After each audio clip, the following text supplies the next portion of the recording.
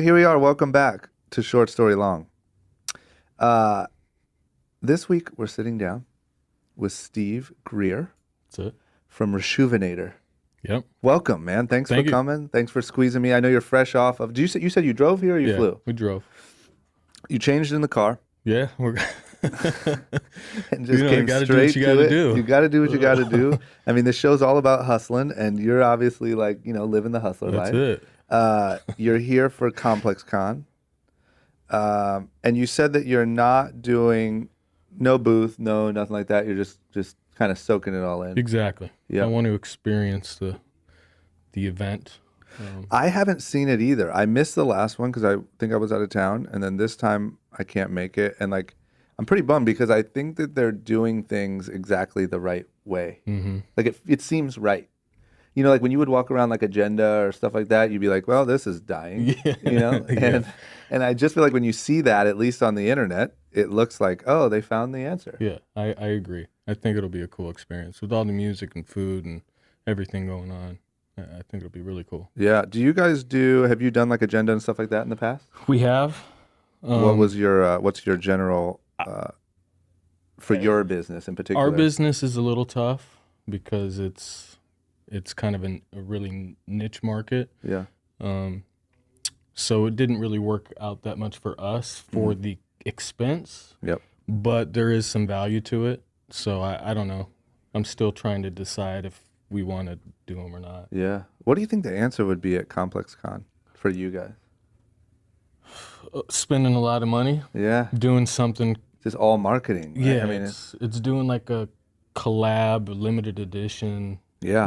Collab that gets people's attention. Yeah, it's tough. I don't know. And like we were saying, it's hard. Like the challenge is, I think, to stand out in all of the shit going on there is really hard. And you can spend a lot of money and nobody can even know you were there. And I think that's I think that they're doing it right. I think it's great for the industry. I think whatever. I just think that from our perspective, that's the challenge, right? Is like, how do you, it's almost like the better things do, the harder it is to make an impact when you're at them, right? As a brand. And so I think that's the challenge. It's something that I would like to figure out too.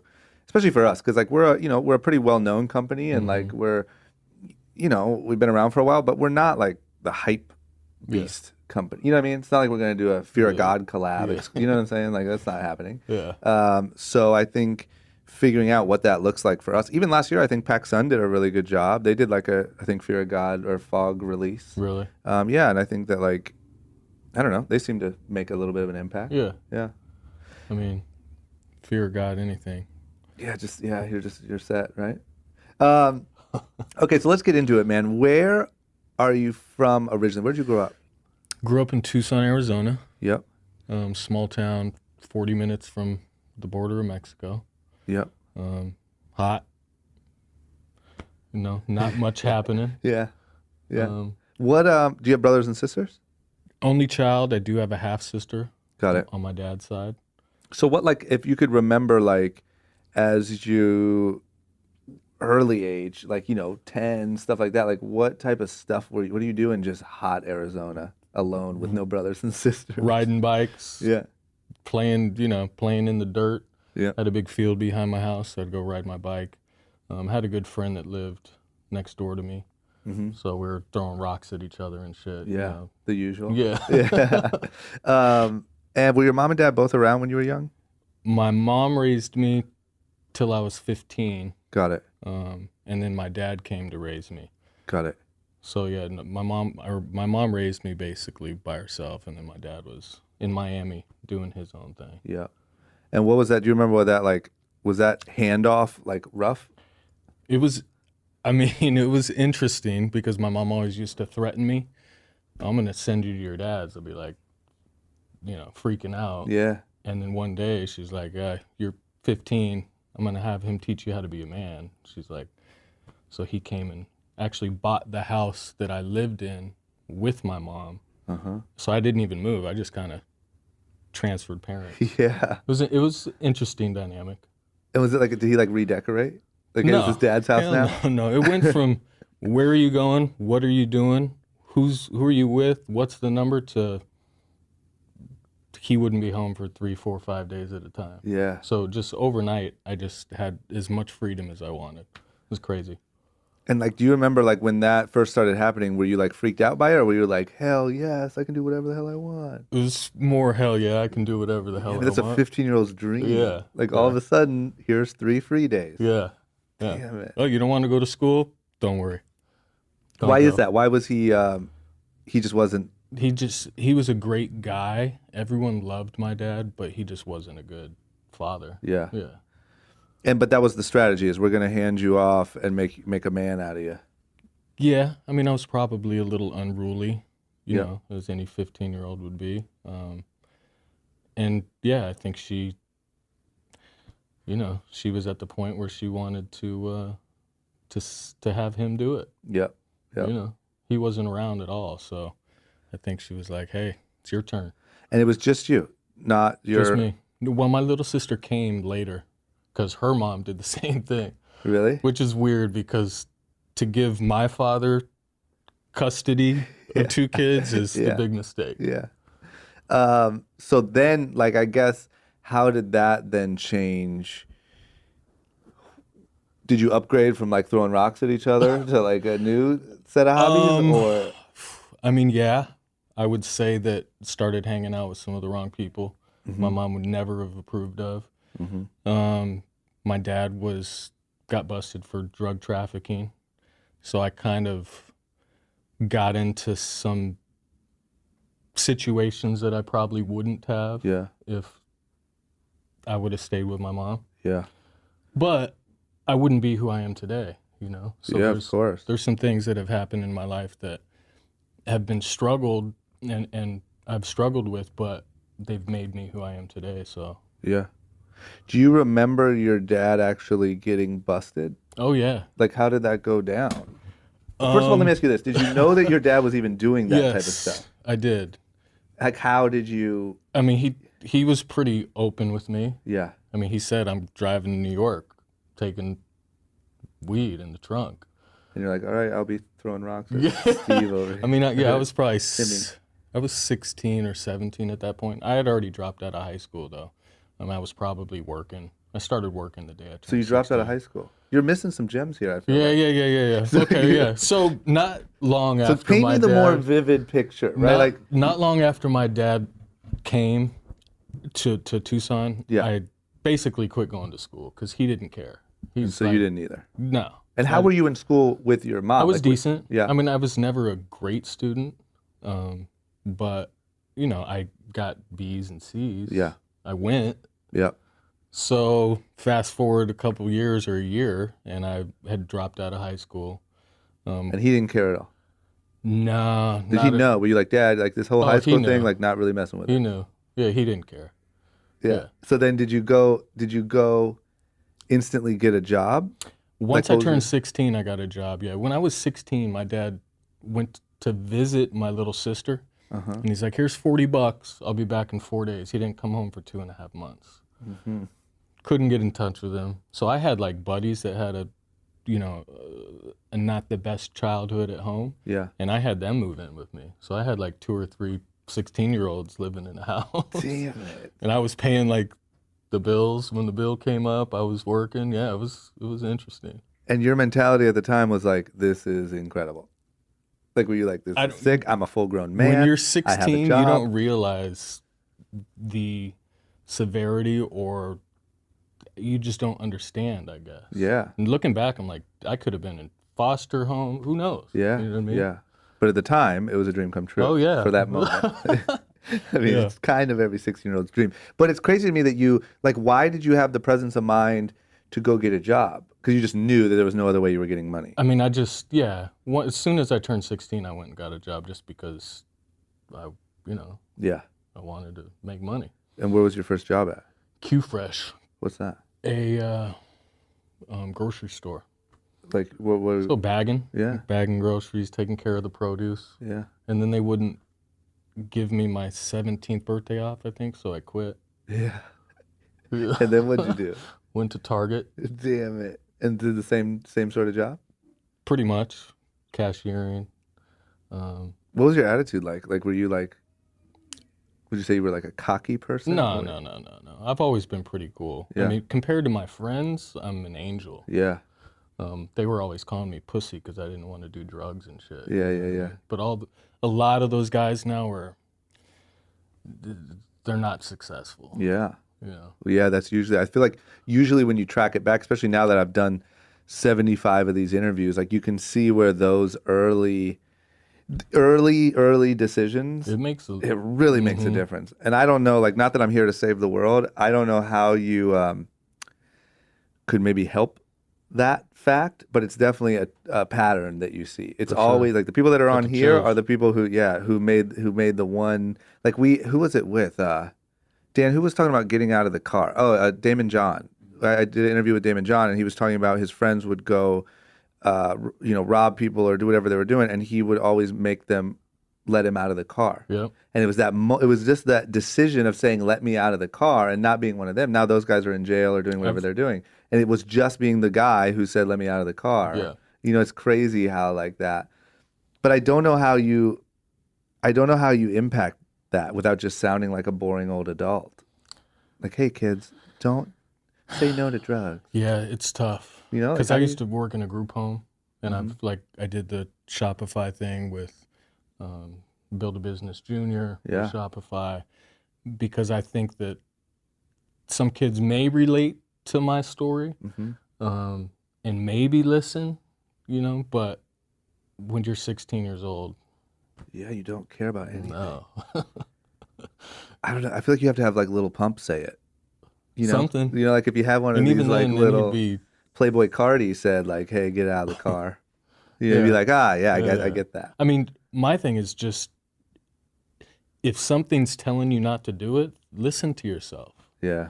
That's.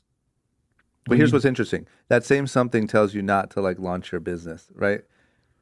Like it's a different something. It's not the same something, but it's it's true. knowing how to. I don't know. That's a hard one. Yeah. It's like knowing how to, because I have trouble with it at 30 years old, right? I mean, I saw you jump out of a building onto it. Yeah, and everything in my body said, don't do that. You know what I'm saying? Yeah.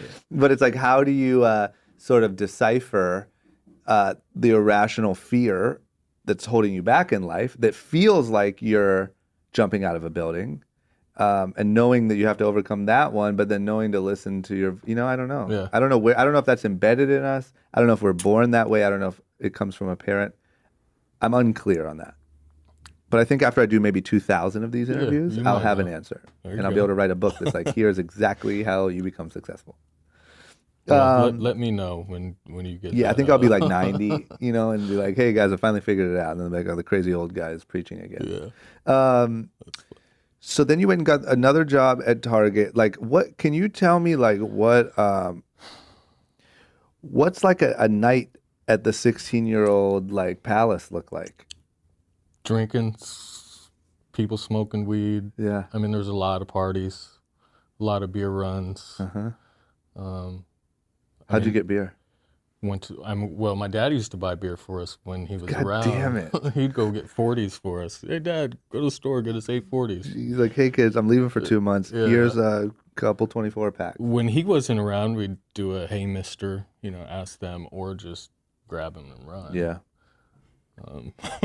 Which is, I don't recommend it. No, but it's real life. Yeah. What, were you getting in trouble? No, actually, I didn't get arrested. I'd never been arrested until I was like 32, maybe. I don't remember exactly. So through all that, you never got caught up in any? Because I was the one getting out of the car. Yeah. I wouldn't do certain things that a lot of people were doing. I hung out with people like that, but my mom raised me to be able to think for myself, so I wasn't easily peer pressured. Yeah. I didn't care really that much if someone thought I was a pussy because I didn't do something. Yeah. Where some other people might do some things that they know they shouldn't be doing. Yeah. So I managed to, like I said, I was out of the people that we hung out with, I was the good guy. Yeah. Yeah. That's crazy. Do you mind talking about your mom? Yeah. So after after your dad came into the picture, that she got really depressed. Is that what happened? Yeah, I mean, I think what happened is I was her whole life. Yep. I mean, she didn't have a boyfriend that I know of. Yeah. No guys lived with us. Yeah. I'm sure she had relationships because she told me later that she did, but I just think that I was her whole life, and she would attempt to call me sometimes, and she would just be crying. She obviously had some mental health issues. Yeah. And it's hard to hear your mom cry when every time she calls you, she's crying. Yeah. So we kind of grew a little distant. We weren't communicating a lot, and she ended up committing suicide when I was probably 17. Yeah.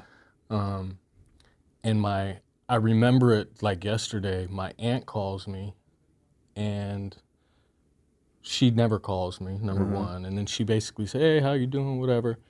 And she asked if she could speak with my father, and I'm like, "Yeah, let me go hand him the phone." And I could tell by the way he was talking, I'm like, I knew something was wrong. Yeah.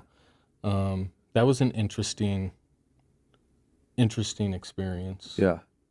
What do you think, like at 17, like where did that take you? Like, you know what I'm saying? Like, what did that? I mean, it was tough because I was dealing with that.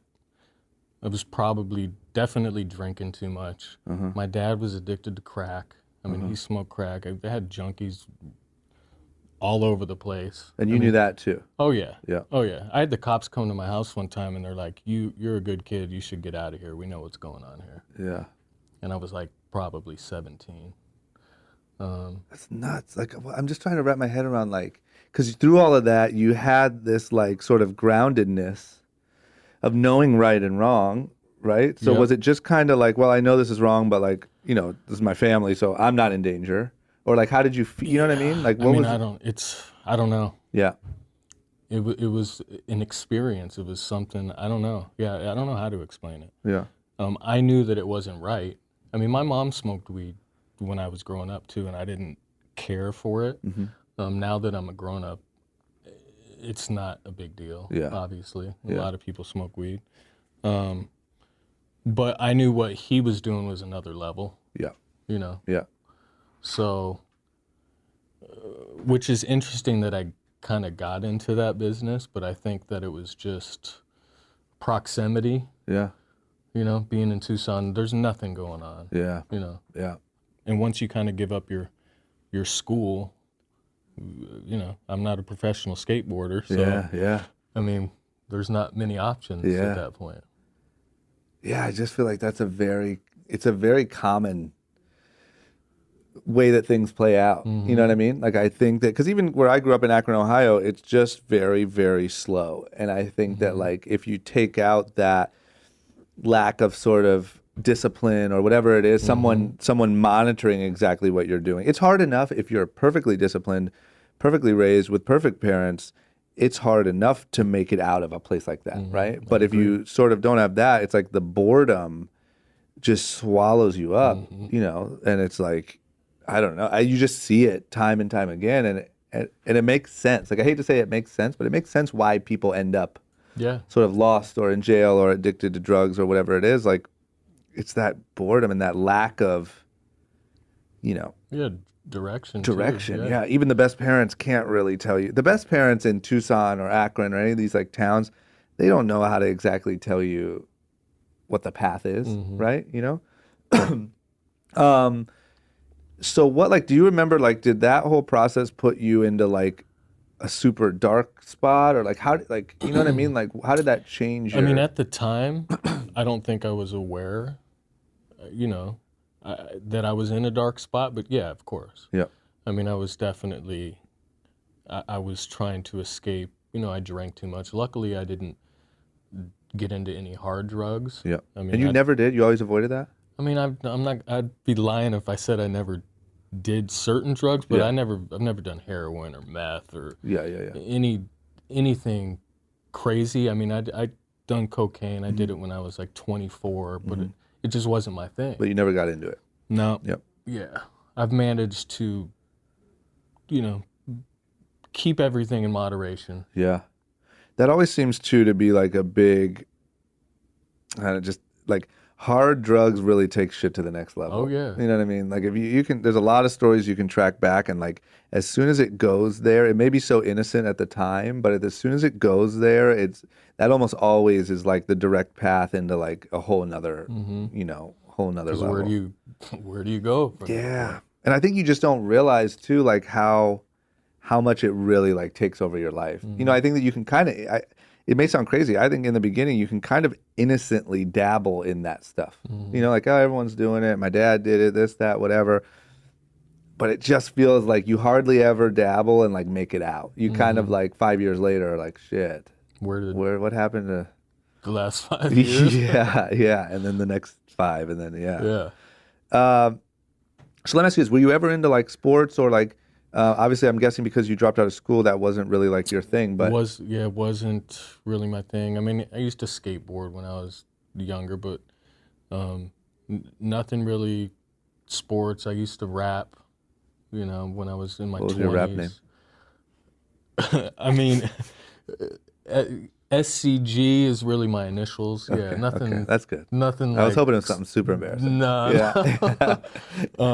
So I kind of got into that in my early 20s. Yeah. Bought a Korg Triton and started, Oh, me too, man. making beats and Damn it. yeah. When I moved out here, I found out kind of like how you can make beats on a keyboard. Like I thought you needed a studio, and so I called my mom, and I'm like, Mom, like, do I have any money anywhere? And it was like, you have from when you were like a baby. You know how like your aunts and uncles put the money into like CD accounts for you or whatever. She's like, you have that, and I'm like, how much is it worth? Yeah. And it was like $1,200 or something. And I'm like, that's it, man. This is my investment. I'm gonna be Scott Storch in no time.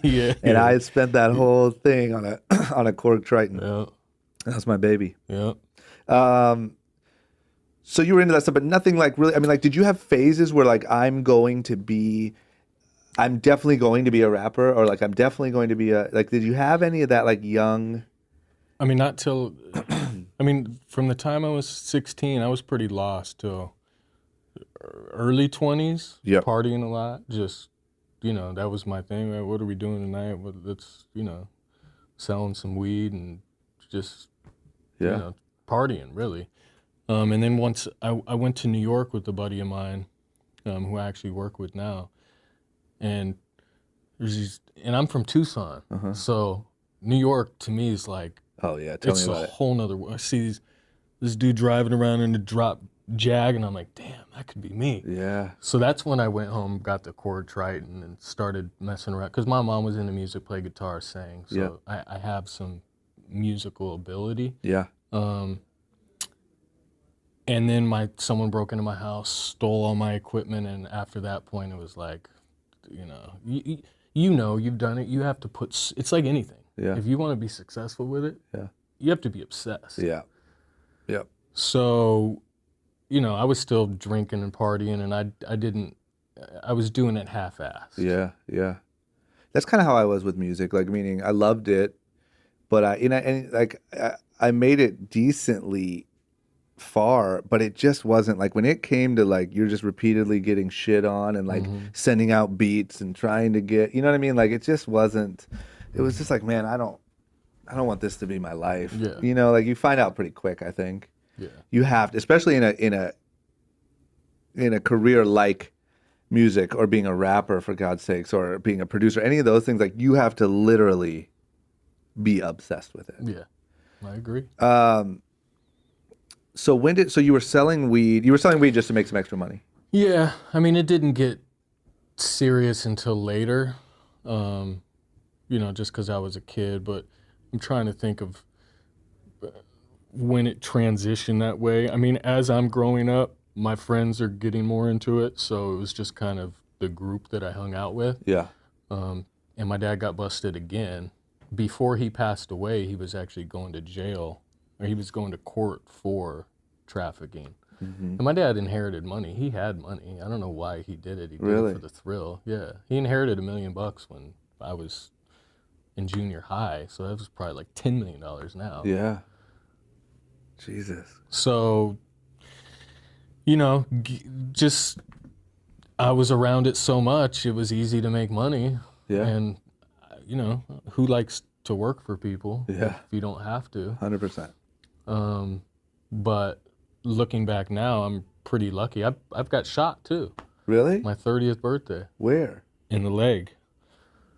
Some guys, in Tucson, some guys drove past. I mean, we're skipping a bunch of stuff, but we'll go back, but go ahead. Yeah. So 30th birthday, go out, driving home, stop at a red light, and I see these guys next to me, and I'm not the type of guy that looks at people crazy. I just kind of glanced.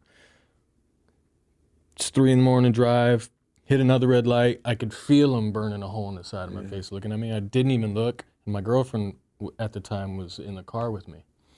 So go through that red light, and I get in front of them. Like, if I hit another red light, I don't want to be next to him. Yeah. I see them coming up, like, next to me, and they dump 6 rounds into the car and then take off, right? A bullet went through her leg into mine.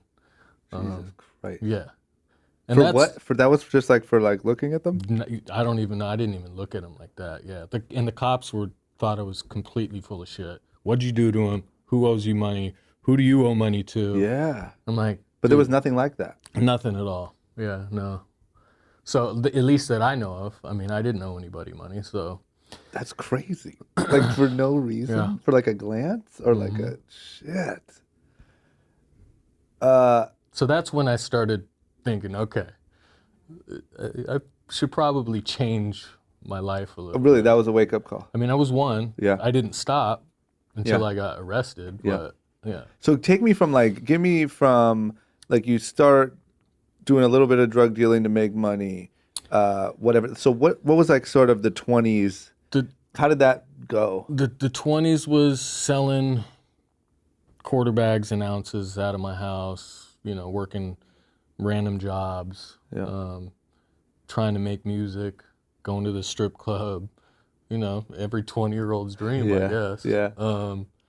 And then, the more you do it, the more money you want to make, the more product you get, the more you sell. I mean, I've done some shit that I'm lucky to be here. Yeah. I mean, I'll tell you a story that shouldn't get me in any trouble, but yeah. Driving to, where are we going? Michigan, probably.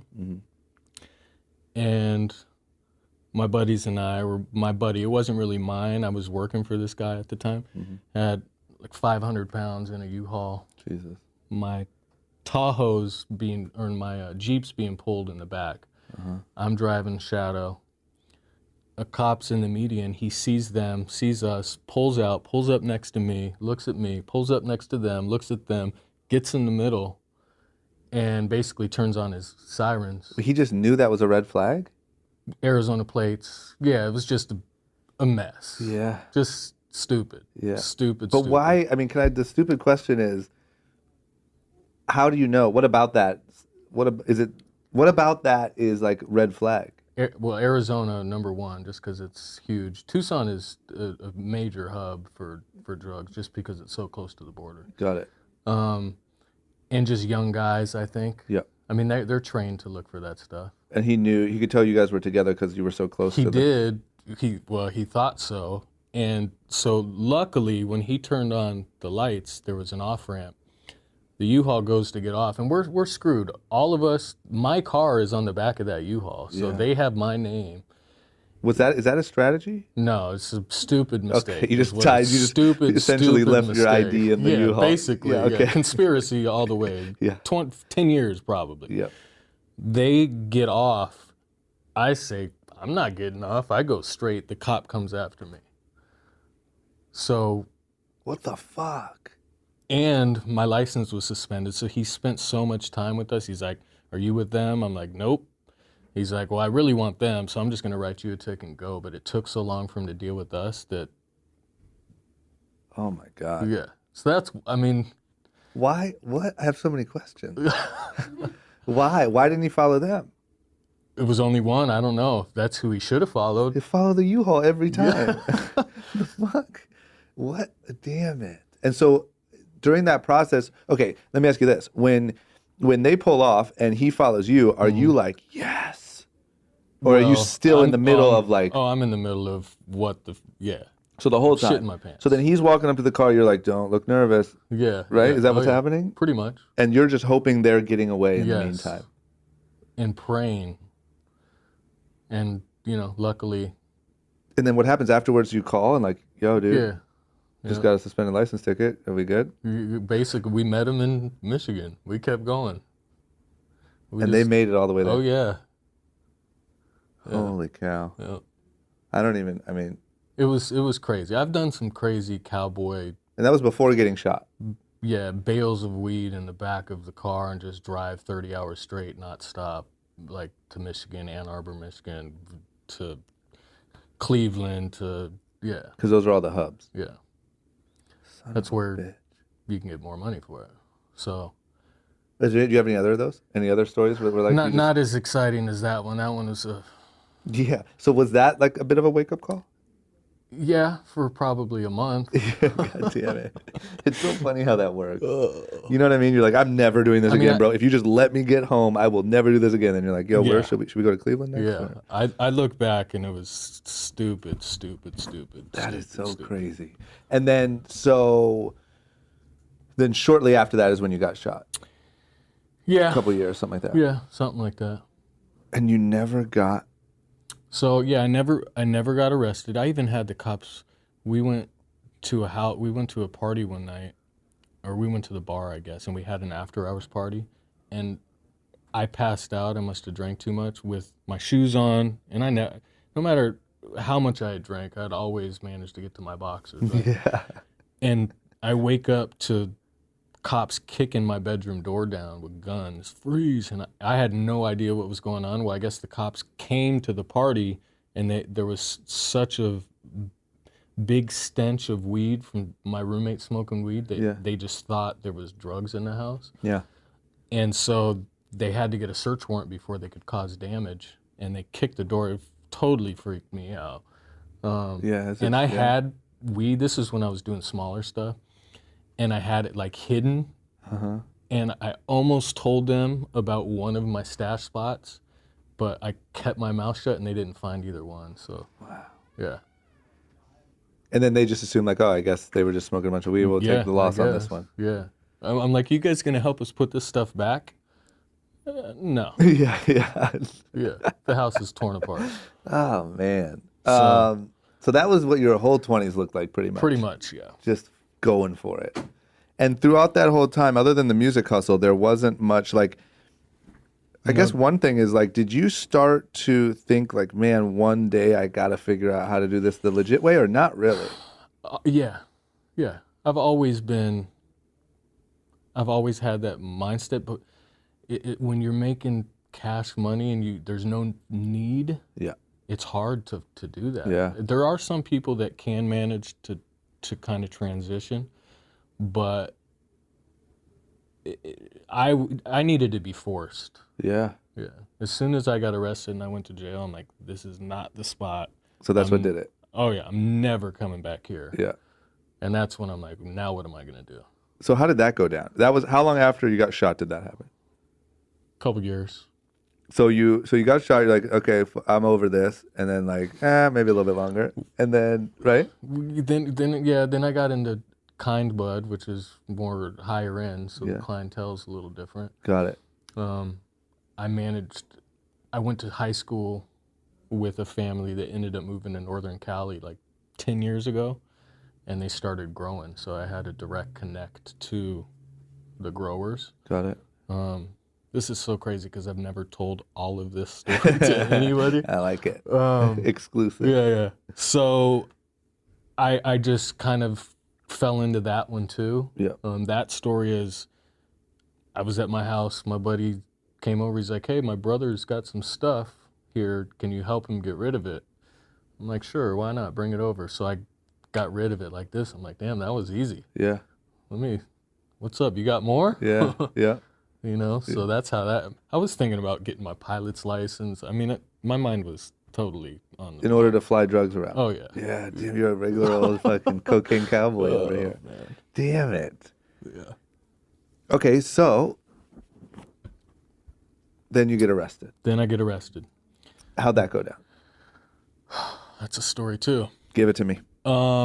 Driving back. So my dad used to, as bad as this sounds, since my dad liked to traffic, I would have him drive my weed for me. Yep. From Northern Cali. If he's going to do it, Yeah, just tag on. hey, here you go. Yeah. So he ended up getting in trouble. So I started doing it myself. And I was driving back, and I had a friend that I would sell weed to that lived in Phoenix. I lived in Tucson. So it's on the way, and he kept bothering me. Yo, when are you going to be here? When are you coming? I got someone that wants some. And he had sold. I was the type of guy, I didn't work with anyone that I didn't know. Like my group, my customers were so small. Like I just had 4 or 5 people that I messed with.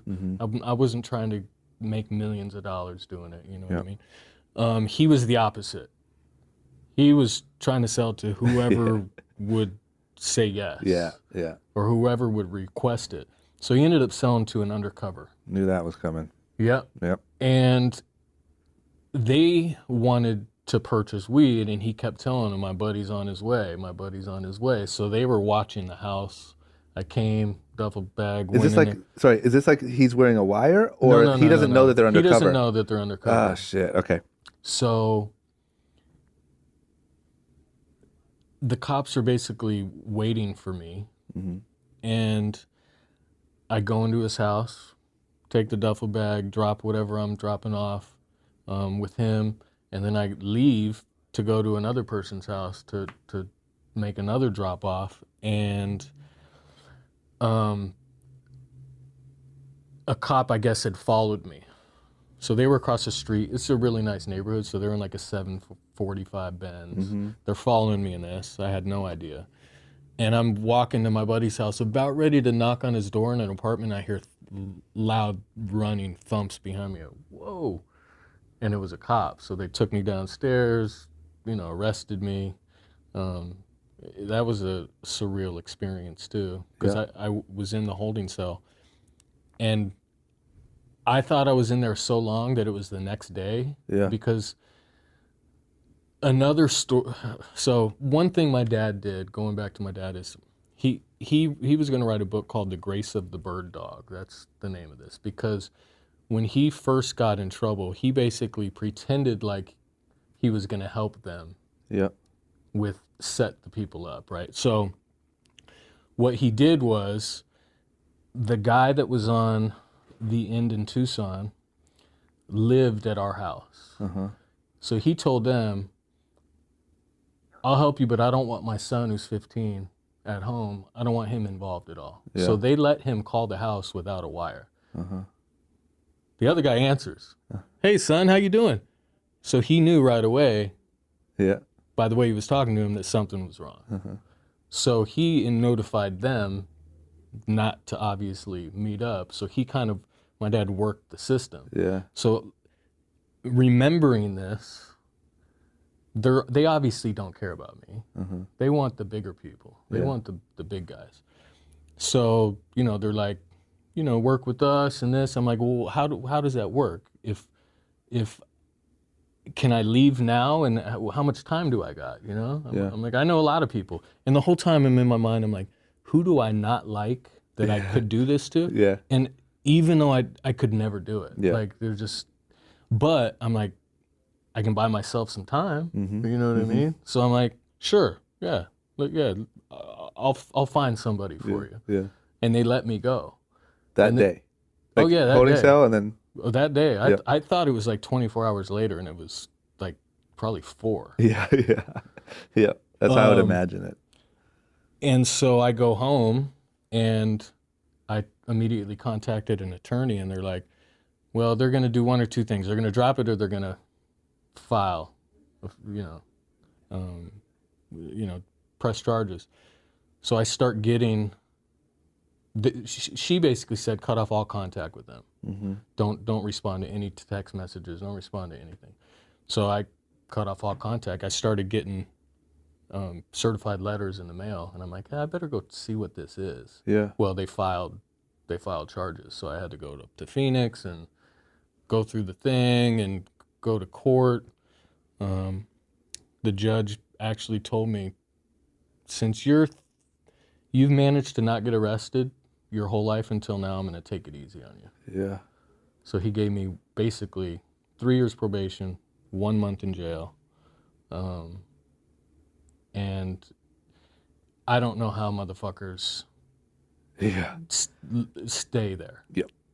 Like, what happened? Like, you just went, like, did you first hour, you're like, holy shit. I went to Phoenix the night before and ended up going out before, almost didn't make it, and you have to be there by a certain time for them to let you in. I mean, it's just so happened I made it on time with like a minute to spare, super hungover, the worst decision. Yeah. Because it takes 24 hours just to get anywhere. Yeah.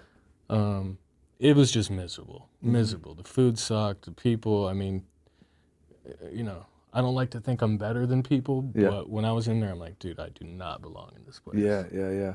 I think that's an okay, like, feeling to have. Yeah. You know So, so was that like, are you sitting in there like, okay, this is it? that's, yeah.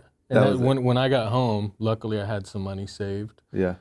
But overdrive, mind, what am I going to do now? What am I going to do now? What am I going to do now? And I was cleaning some shoes one day. I used to do the old school, put them in a pillowcase, pull them out of the pillowcase, put a cedar shoe tree in. My grandfather always had shoe trees in all of his shoes. Yep. And it would maintain the form because I've always been into sneakers. And after shoes go through the washing machine, the pillowcase, it took 10 minutes to untie the knot. Yeah.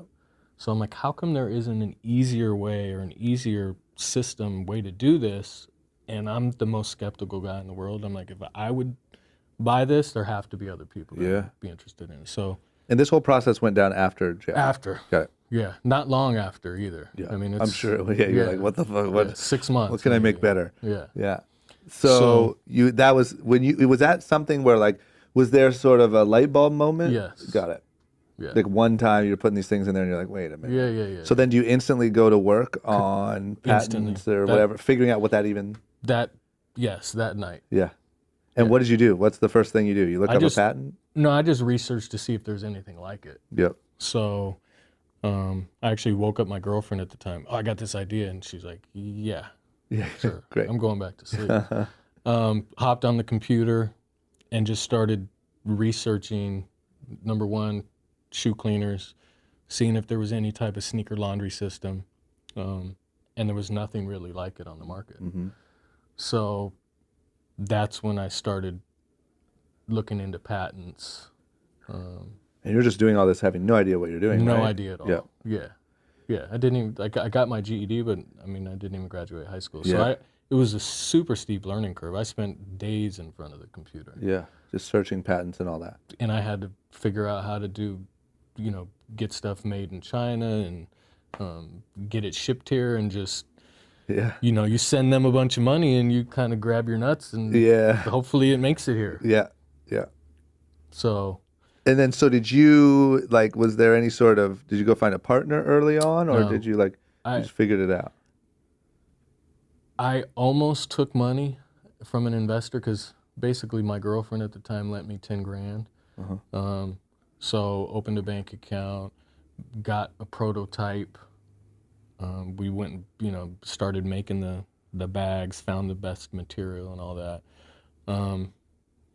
And, when you start a business, 10 grand's not very much, which, you learn very quickly. Yeah.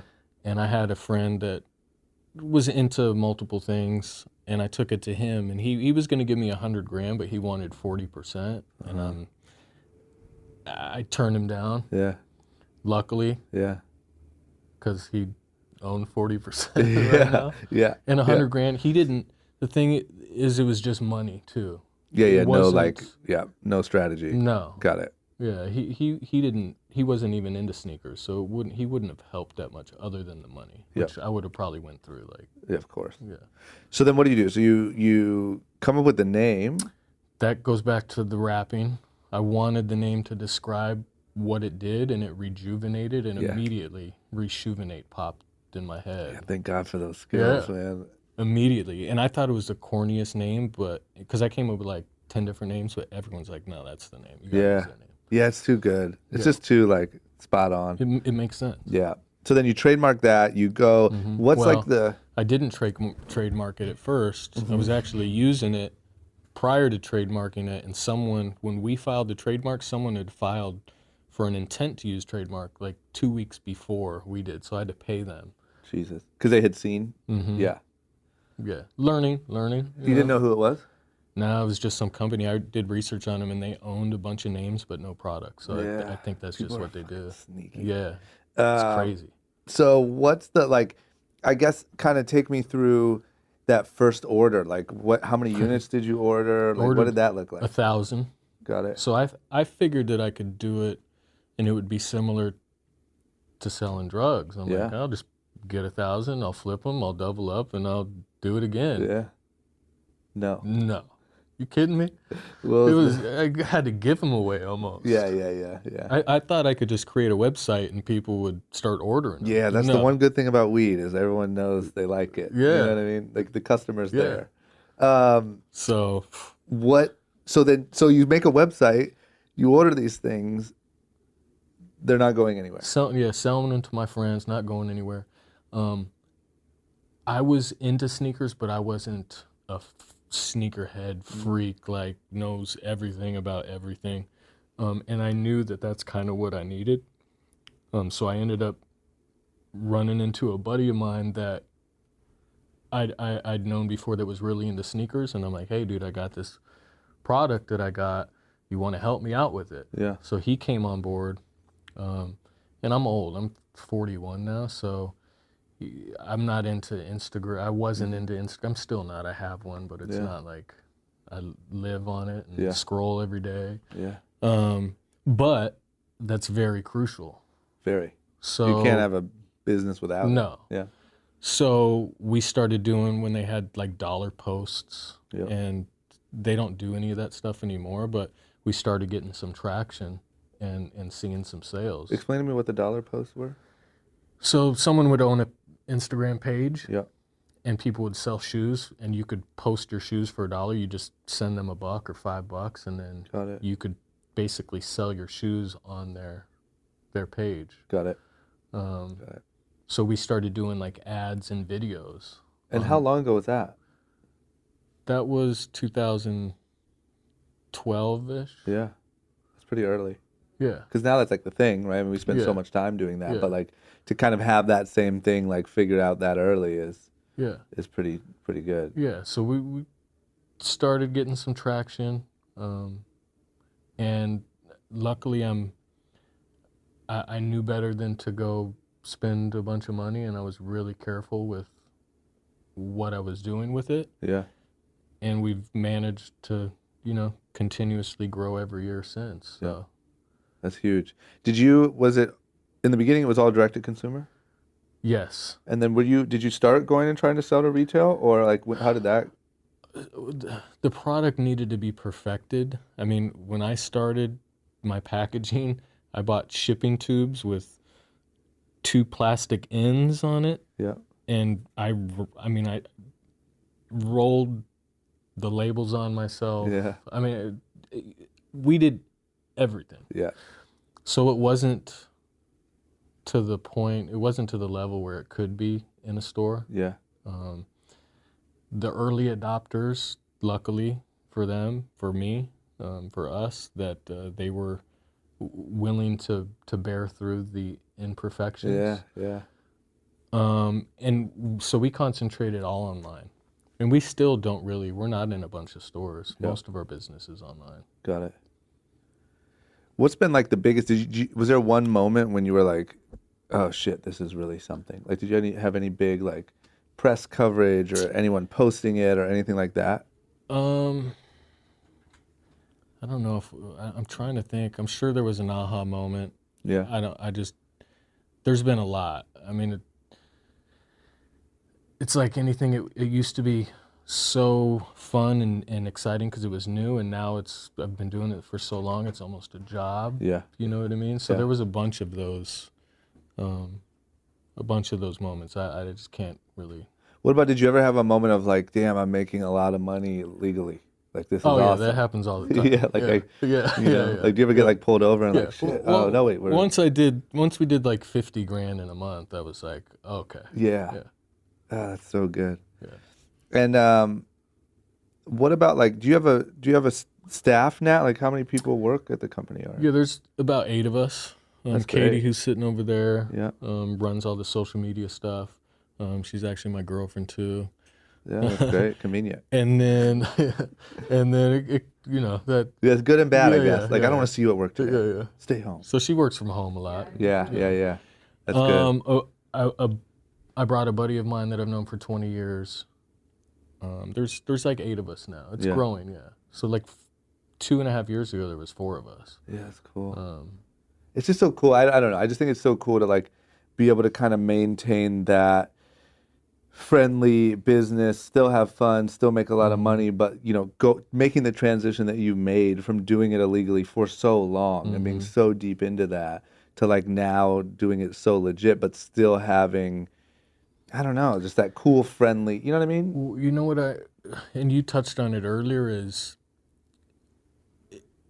without proximity to these types of things, I didn't even know, I wasn't aware that there was money out there. Yeah. You just have to go get it. Yeah. Legally. I mean, you just have to really want it and put in the effort. Yep. I mean, it's out there, Yeah. So, and I think being in that type of environment, you don't have to think outside the box. You're not, I don't know. Yeah. Because I'm like, I thought there was no chance. Yeah. You know what I mean? I don't know. That's one of my biggest things, man. And I talk about it all the time. And it's one of the reasons why I started the podcast is like, it just seems like when you're in your own little bubble, you think, this is my bubble. This is how I can make money. Here's my 3 options. I see people out there making money at other places, but that's not for me. Like, I'm just not allowed to do that. Like, that's not my life. That's not whatever. And I think part of the reason for doing this is to expose how possible it actually is. Because that's what happened to me, right? When I moved to LA and I started meeting all these people, seeing TV shows be made, seeing people start clothing brands, seeing all this stuff, I'm like, oh shit, like I can do this. These people aren't like rocket scientists, And I think that like just opening young people's eyes to like, this could be for you if you went and sort of figured out how to do it.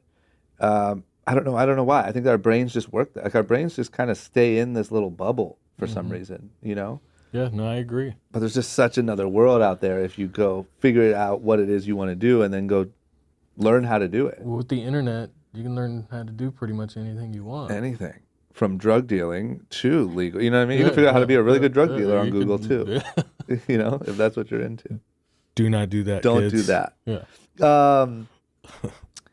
What's next for you? Like, what do you think, I guess the cool thing for me, like I said, is you sort of realized this whole other potential and this whole other life that was possible for you and you went and accomplished it. And that's a pretty incredible thing. Like, do you have sort of a vision of what you'd like to see in the next 10 years? Or, are you just cranking away and building? I mean, I have somewhat of a vision, but I'm still cranking away. I know we're barely scratching the surface in all reality. There's a lot more we will do and could be doing. And I don't want to give any of my secrets away. Yeah. Just in case. No, there could be some competition on the other side of this microphone. But yeah, I mean, I have a pretty good idea of what I want to do in the next. I guess what about, like, one thing I ask people a lot is, like, long term, like, if you could picture being 80 years old and kind of looking back on your life, like, what do you see as sort of your almost legacy, or like, what is, do you ever think about that stuff? Probably. Do you have kids? No. Yeah, see, I don't either. So probably not as much as someone with kids, I guess. Yeah. Is that part of your dream? Yeah, I mean, I'd like to have kids, Yeah. I think. Yeah. At least one. Yeah. I like kids. Yeah. We have a a baby in the office. Yeah, that's a good warm up. Yeah. Yeah, as long Beautiful as, dog yeah. too, but As long as you can keep that alive, I think. You know what I mean? one of our guys just had a baby girl. She's super Oh. cute. Yeah. So seeing her every Thursday when he brings her into Yeah. the office and stuff. Yeah. It's pretty cool. Yeah. So that's coming. Yeah, at some point Yeah. I think. You know, I'll be 42 next year. So, Yeah. Yeah, you don't got much time. No, got to get it cranking. And then like as far as I don't know, I just always try to wrap my head around like I guess what else I'm getting at is like, do you want this company to be $100 million? Do you want to live in some sort of crazy mansion? Do you want of course I'm not gonna turn say that no down. to it? Yes. That's not my ultimate goal. Yeah. I mean, I'd like to get it to 25, 50 million bucks. Yeah. Yeah. And live comfortably. And I plan on like I shouldn't say most, but the few people that started with me early, I've given all equity to. Really? Yeah. How many? So basically 4 people. Yep. 2 of them don't even necessarily really work there anymore. And when I sell it, I'm not greedy. I mean, I think for the people that are putting in the work and showing up every day, they should get a piece of it too. Yeah. So, you know, what am I going to do with 25 million bucks? Well, I can make you a list if you want. Yeah. You can Google that also. Yeah. But you know what I mean. No, that's great. Here's one. This is a new one that I haven't asked yet. If you could, I know you didn't go to college. I didn't either, but still, I'm a little opinionated on these things. If you could speak to a kid who just walked off stage at his college graduation and tell him anything, what would you tell that kid? That's a tough one. I mean, just follow your dreams, I guess. Yeah. I mean, they're obviously dedicated because you can't graduate college without some type of dedication. Yep.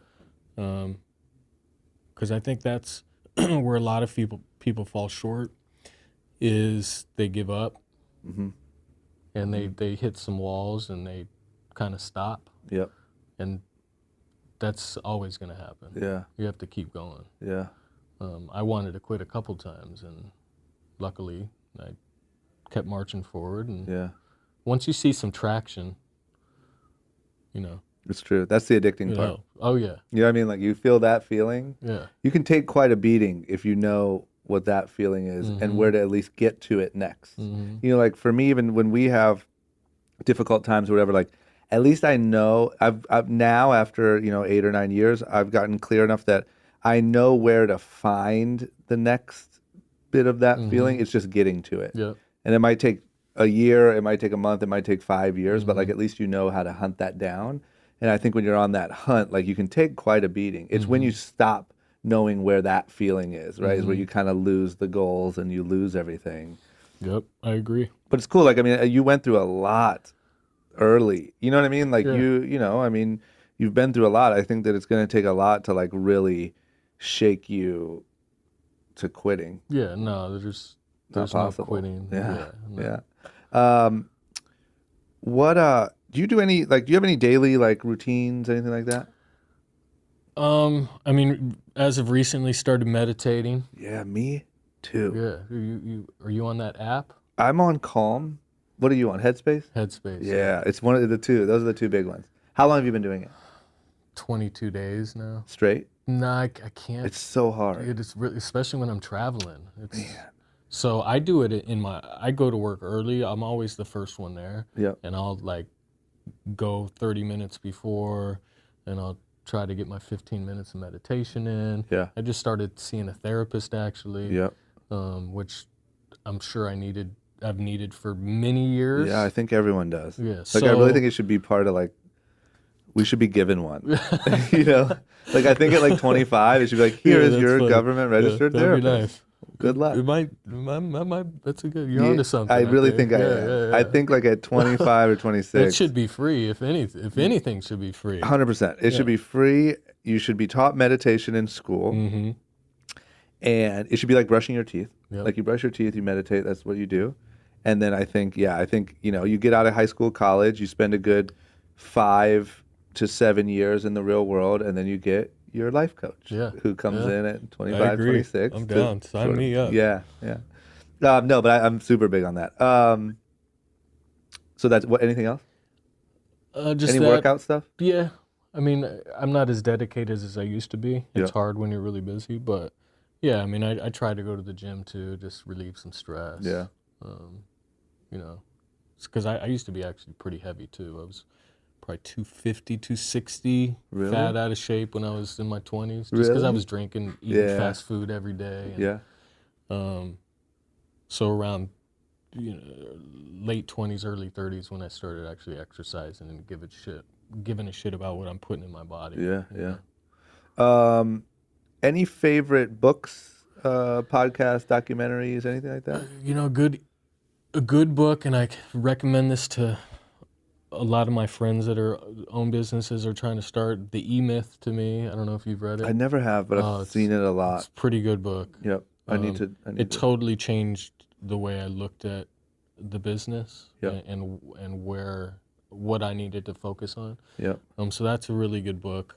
I try to, read a lot of self-help books and listen to, self-help stuff. Yeah, I've been on fire lately. Really? I'm yeah. like a regular Tony Robbins out here. You know what I mean? I can just I quote go, like, well, I let me go see. through phases. Yeah. My friends are probably sick of me. Like, listen, you got to recognize, realize, recreate. Like, you know what I mean? Like I can give you a tagline for just about anything. That's good. Yeah. Other than that, just trying to figure out what to do next to continue growing the business. Yep. It consumes me. Yeah, as it should. Yeah. I really feel like that's like the key to like success, or key to happiness, key to like staying out of trouble. Like you just need something that consumes you. I agree. Right? Mm-hmm. Okay, last thing. You've been through a lot of shit, good and bad. Yeah. If you could run into childhood self, I would say, I like to put it, I like to try to give people an exact time. Let's say maybe right when your dad took over. Okay. And you're starting to just be like, I run the world, right? I can do whatever I want. If you could tell that version of yourself, you said that was like 16? Yeah, 15 on my 15th birthday. Okay, so 15. If you could tell that version of Steve anything, what would you say? It's gonna be okay. Yep. Yeah. Yep. It'll work. Good. It'll work out. That's it. Yeah. You have a lot of times when you were like, it's not going to be okay. No, I mean there's been some times in my life, but I've always kind of had a lot of forethought and known that things will eventually be okay. Yeah. Yeah. Nothing lasts forever, you know what I mean? That's good. Okay, last thing. Where do all these people go to find you, to find your business, to find out what you're doing, to find... So Reshoevn8r, which is Reshoe, R-E-S-H-O-E, and then V-N-8-R. It's basically all our handles. YouTube, Great. our YouTube channel. We're trying to crank on that right now, Reshoevn8r.com. Yeah. If you got sneakers and you want to keep them fresh, you know where to go. Reshoevn8r. That's it. There it is, man. Thank you for squeezing me in. Thanks for making this happen. No problem. I appreciate it. Thank you for having me. And thanks to Nate for making it happen. Yeah, too. thank you, Nate. And let us know what you think of ComplexCon. I want your feedback. Yeah, no, I will. For sure. I won't be there, tell the right? audience. You can give me your honest feedback. Okay. I want to know because I missed it last year. I'm going to miss it this year. But yeah, let me know. And then I'm guessing I'll see you there next year. Cool. Done Sounds deal. good. Thank you, man. Appreciate it.